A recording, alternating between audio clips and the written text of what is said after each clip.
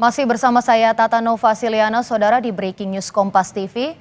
Dan saudara, untuk membahas lebih lengkap lagi terkait banjir longsor di Aceh, Sumatera Utara dan juga Sumatera Barat, kami sudah terhubung dengan Direktur Walhi Sumatera Utara, ada Mas Rianda Purba.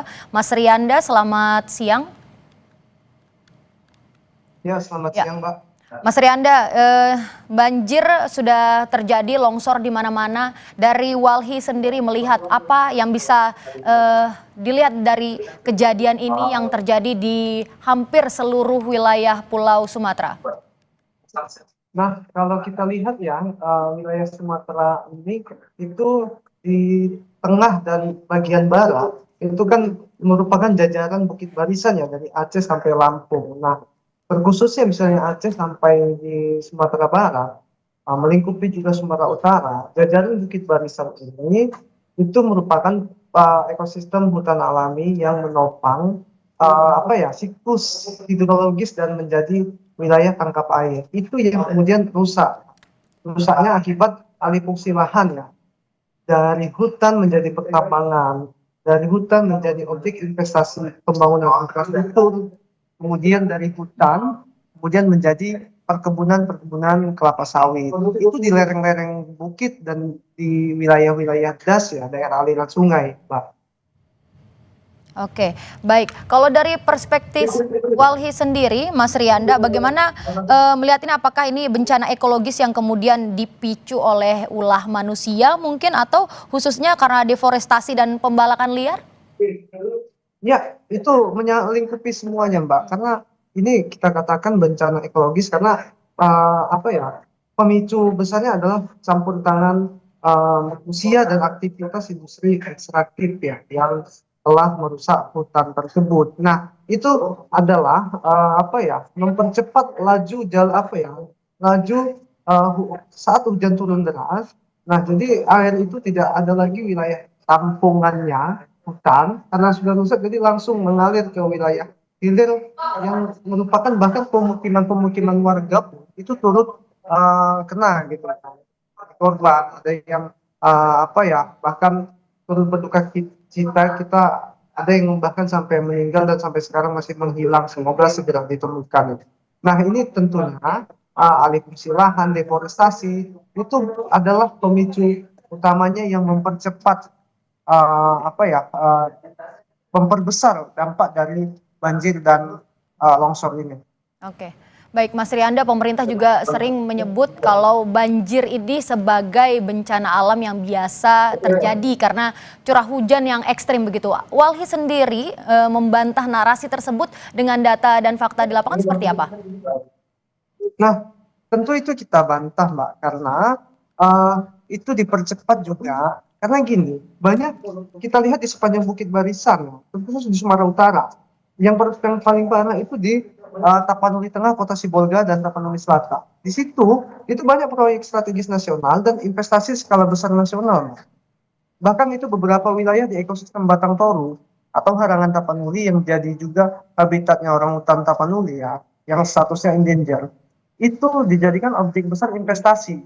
Nah, bahkan kawasan-kawasan yang masih hutan alami, secara status itu, status hukumnya itu banyak sudah bukan hutan juga. Ini yang kemudian memarakkan praktek-praktek pembukaan hutan. Hutan tersebut dijadikan objek investasi.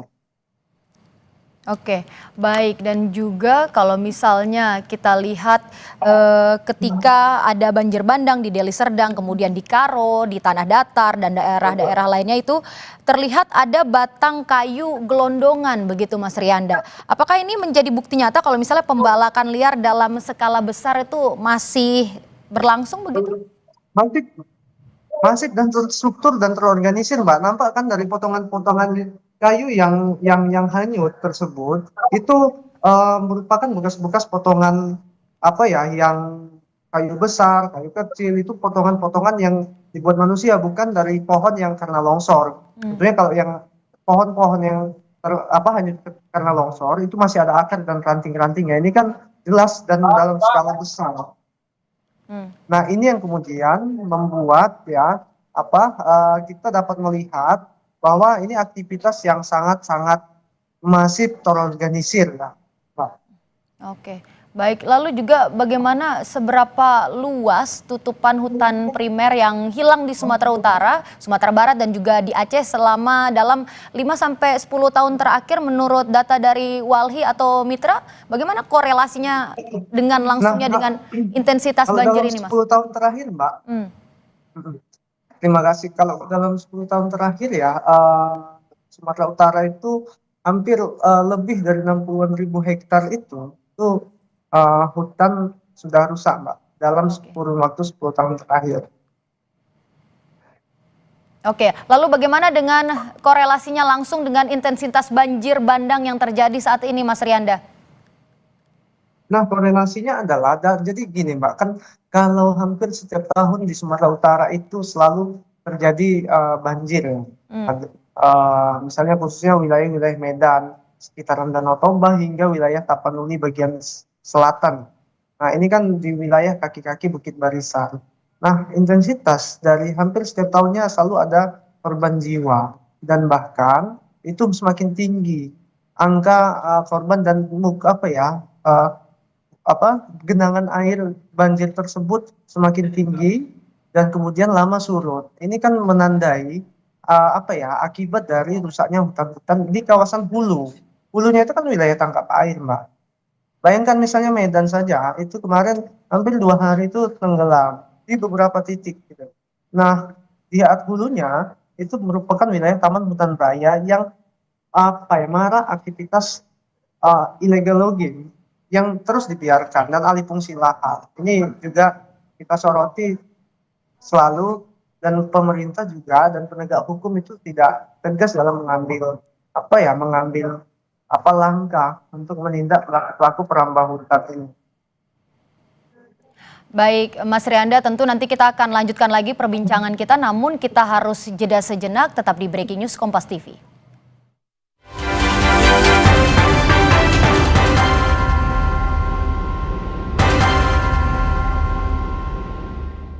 Saudara, Breaking News Kompas TV kami lanjutkan bersama saya Tata Novasiliana. Masih terkait banjir longsor di wilayah Aceh, Sumatera Utara dan juga Sumatera Barat. Dan kami akan melanjutkan kembali perbincangan dengan Direktur Walhi Sumatera Utara, ada Mas Rianda Purba. Mas Rian, kita lanjutkan tadi perbincangan kita. Tadi kita membahas tentang pembalakan liar dan lain-lain yang berdampak pada banjir dan longsor yang cukup besar ini, Mas.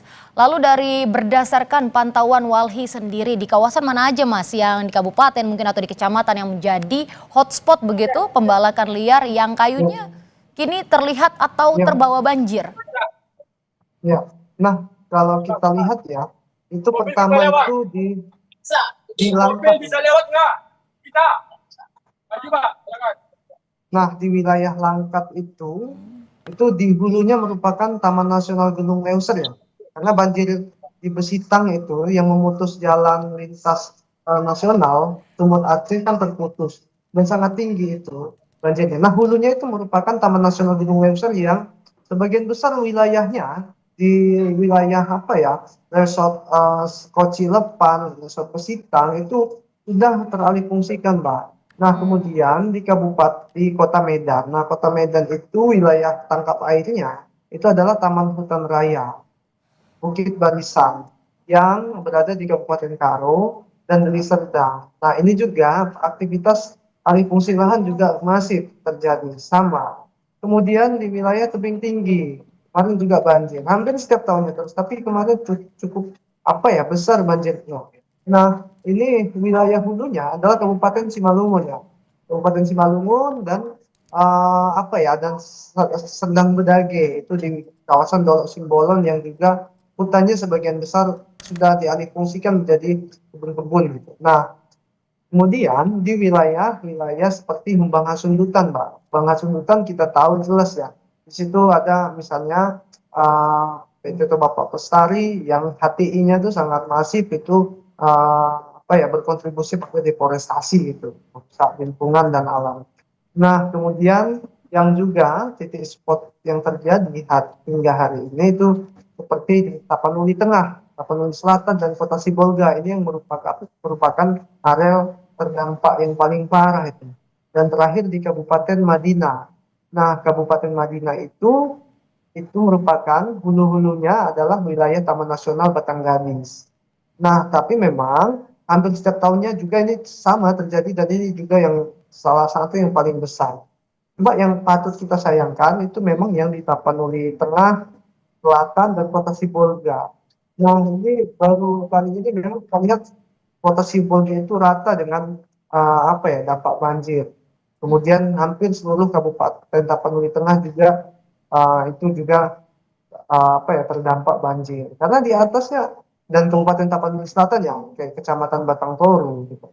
Karena di atas itu adalah bagi kita selalu sebutkan rimba terakhir Batang Toru yang merupakan habitatnya orangutan Tapanuli, dan selama ini masyarakat sudah koeksistensi itu hidup bersama alam, berdampingan dengan alam dan bergantung sama sumber air dari kawasan ekosistem Batang Toru atau Harangan Tapanuli. Oke, baik Mas Rianda. Tadi juga Anda menyebutkan beberapa daerah seperti Langka, Tebing Tinggi, kemudian juga ada Kabupaten Simalungun. Ini kan di Sumatera Utara sendiri, Walhi mencatat ada 7 sampai 10 kabupaten yang langganan banjir begitu ya, Mas Rianda ya. Iya, benar. Nah, itu disertai kayu gelondongan. Jadi apa yang membuat daerah ini menjadi juara untuk bencana ekologis di Sumatera, Mas?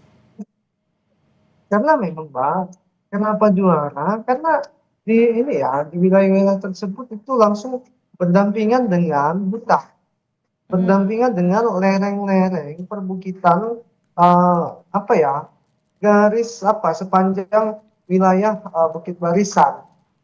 Nah, dan di situ masih terdapat memang apa ya, hutan alami yang terjaga, yang terus terkikis itu, terus rusak, terus teralih fungsikan.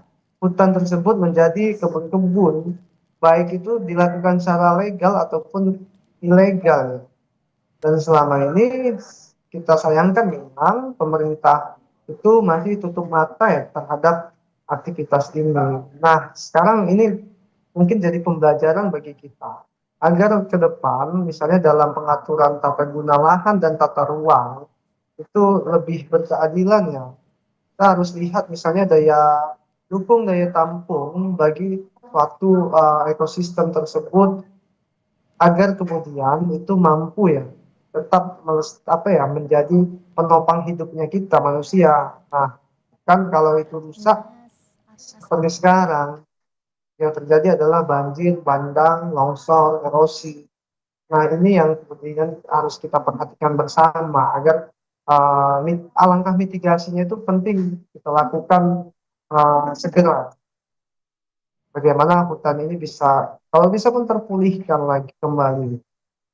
Oke, baik Mas Rianda, terakhir apakah dari Walhi akan melanjutkan mengajukan untuk gugatan hukum dari citizen lawsuit atau class action atas kelalaian pengelolaan hutan yang menyebabkan banyak korban jiwa dan kerugian material ini?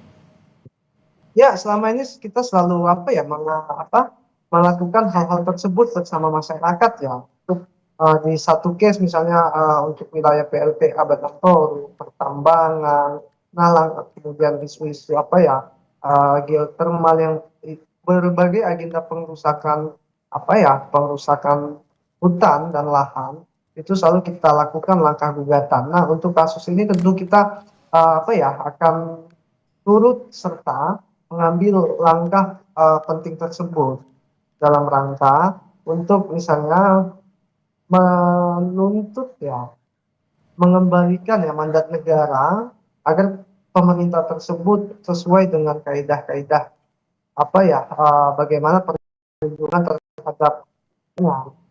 Nah, misalnya lingkungan hidup yang sehat itu dapat dipastikan oleh negara. Oke, baik, terima kasih Mas Rianda Purba atas perbincangan kita, Direktur Walhi Sumatera Utara. Terima kasih Mas. Ya.